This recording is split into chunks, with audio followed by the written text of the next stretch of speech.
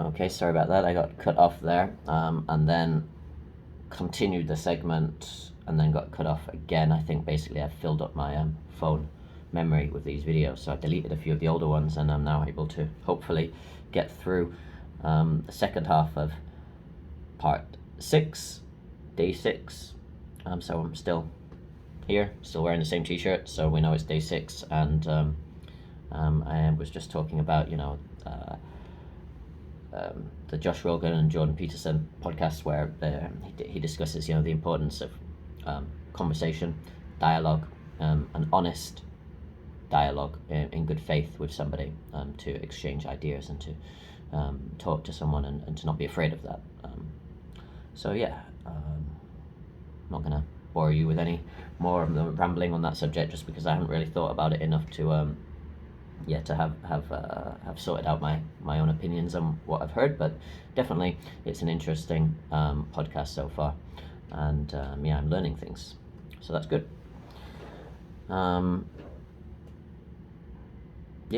So talked a lot about what I've been doing in here, my milestones, and everything else,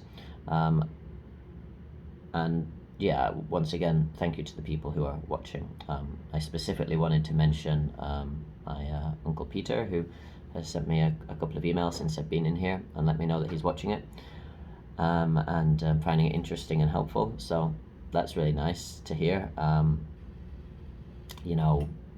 Doing this, like I said, I don't want to feel like I'm sort of shouting into the void with them, and if you're watching it and finding it interesting or helpful, or it's giving you ideas for something similar that you need to do, then great. And if not, if you're just watching it in order to help me out and support me and sort of be there for me once a day, then I also really appreciate that as well.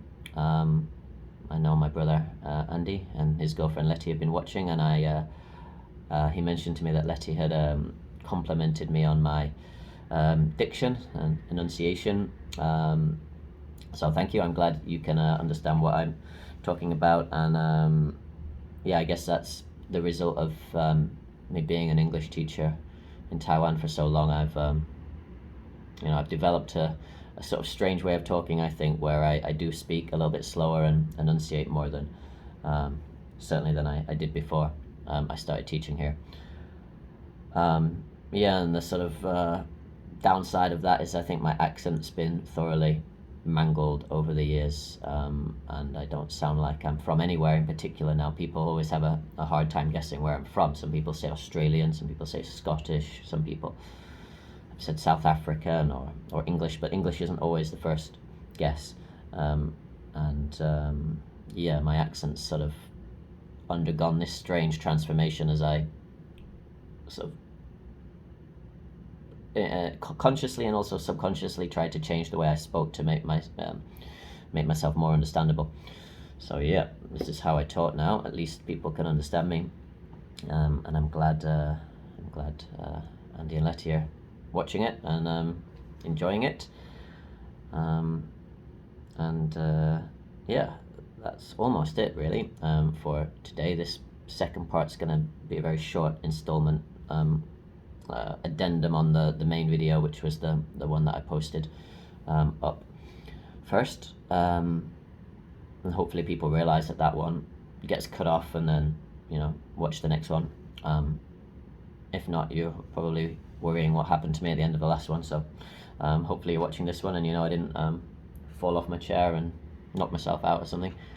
The final thing I wanted to talk about today, because it was interesting for me, an interesting conversation that I had over Facebook with somebody. Somebody commented on one of my photos or videos that they actually envied me, and were sort of dreaming of being able to do the same thing, basically, bunker down, as he put it, with all your tech, and basically catch up on all the things that you he was too busy to do in his day-to-day life, and catch up on reading and exercise and talking to family and yeah, just sort of that bunker mentality of I've got everything I need here. I can sort of sustain myself. I can use the time and approach it with a good attitude where I'm going to learn and I'm going to come out of it better. Um, Use it as a sort of self-improvement time. Yeah, this kind of idea, which I immediately recognized when he said it, because it's something that I've actually felt myself when I watch people over the last couple of years do similar things, and complain about being locked down, complain about not being able to go into work, and not many people actually in quite such a extreme isolation as this, where you're literally confined within a small room that's not even your home, but a similar idea, of having your freedom taken away in some respect due to the pandemic, and the opportunities that it affords you. And yeah, he mentioned that he'd been through a similar thing, like a quarantine like this, a long time ago, during the first sort of big pandemic in Taiwan, the SARS. Well, probably not the first pandemic, but in modern times, the SARS pandemic.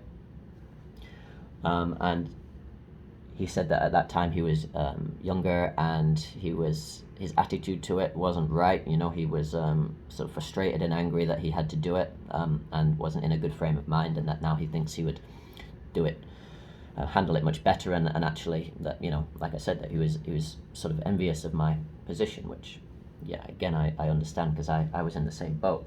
And what I would say to people who feel like that, and what I said to him is, it's first of all, be careful what you wish for. The aspects of it that you think look appealing, perhaps aren't as appealing, when it's actually reality. That's something that definitely is true. I had the same thoughts coming into here, that I was quite well prepared, that I had lots of things to do, that it would give me time to catch up on the things that you just don't have time for in day-to-day life, like a sort of a reset. I wasn't kidding myself that I'd have some sort of spiritual awakening, or any great epiphanies in here, or sort of write a best-selling novel or anything like that. I was quite realistic about what I would achieve, what I would do. But what I wasn't prepared for was the effects, the psychological effects of deprivation, which is what you're dealing with when you're sort of confined in a small area, not able to go outside. So while it's true that it does afford you opportunities to do things that you couldn't do before, and in some ways that's nice, there's a reason that humans don't live like this. There's a reason that at the weekend, when you have 2 days off, you don't spend them all indoors in your bedroom reading books, or maybe some people do, but most people don't, right? You will go out, you will probably go and meet a friend, take a walk, go to the beach, go to the park,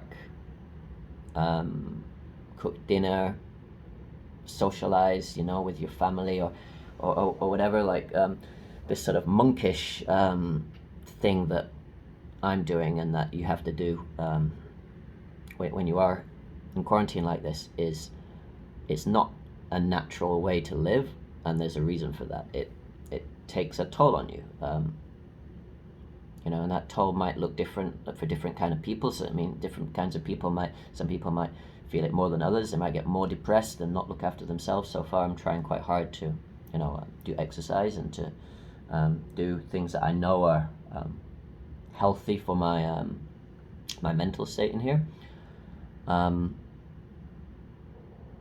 but at the same time, it is hard, and there's no getting around that difficulty. It doesn't matter how well prepared you are, or how many things you have planned, or how much you feel like you're in need of a break. The first day might be okay. The first couple of days might be sort of fun. By day 3, you will start to change your opinion about the situation, and by the time you're where I'm at now, approaching the halfway mark, you're able to look at it quite clearly as what it is.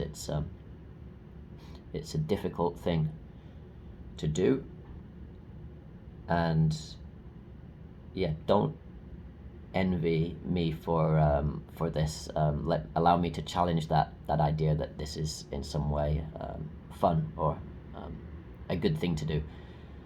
There are positive aspects of it, but in a way, one of those positive aspects is actually helping you realize that your life outside is pretty great. The simple things, the simple little pleasures that you can get from a walk in the park are things to be treasured, and things to not take for granted, which is definitely something that I will take out of here. I don't know how long it'll last before I'm back to sort of taking everything for granted again, and I think that's human nature, is to do that.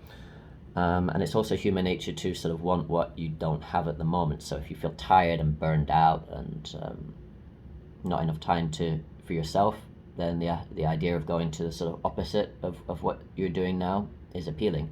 But obviously the balance isn't right at either of those two extremes, right? So what I would say to anybody who feels that way, I'm kind of talking to myself now, my past self as well, who sort of also envied people who were in that situation, is learn from that feeling, like that feeling that you don't have enough time to do what you want, that your life is too busy or too stressful, that you don't have enough time to read, or for your friends, or for your other interests and hobbies. Have a think about that, and think about how you can actually change that in your life without having to, wish for something extreme, like taking away all my freedom so I can have time to do those things, So make time for exercise, make time for reading, cut out the things in your life that you're not enjoying, a lot of that's going to be, social media, screen time, watching TV, those sort of things that don't really bring you joy, but you find yourself doing them a lot every day. And prioritize the things that do bring you joy, and that you're wishing for. You're wishing you could be in quarantine to do these things. You don't need to be in quarantine to do these things, right? And I know it's easier said than done when you have a busy job and family, and you feel like you're being pulled in different directions, and you don't have enough time for yourself. I do get that. I'm not saying it's easy to simply make those changes, but surely it's worth it, right? Because this isn't the answer. However much you might feel like you want a bit of what I'm doing now, obviously it's not the answer, and you can get those things out of your life. I believe you can, if you really try, and you really figure out a way to strip out the things in your life you don't need, and prioritize the things that bring you joy. And I think that's a lesson I'm going to take out of here with me when I go, is definitely going to try and cut down on Facebook and things that leech time out of my day and don't give me much in return. And I'm definitely going to make more time for the things that I've enjoyed while I've been in here, while still spending most of my free time doing the things that I really like, really love, which is being outside, photography,